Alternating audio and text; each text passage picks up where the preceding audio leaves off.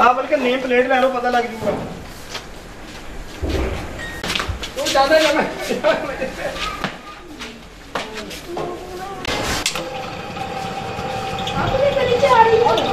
सिगल लाइए रसीद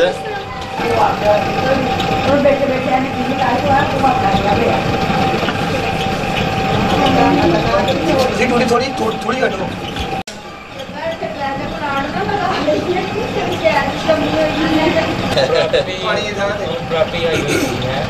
लोग कहते गटर की स्मैल आती आती यही थले बैग लाना और टूटी सा नहीं है ये ला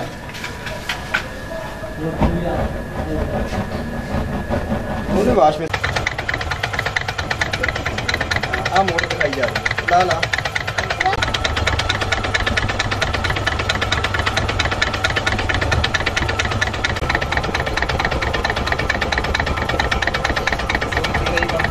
ला नूर पार्क में गली नंबर 2 में पानी के पाइपों में गैस आ रही है, जिसकी वजह से पूरे मोहल्ले में बच्चे बीमार हो चुके हैं।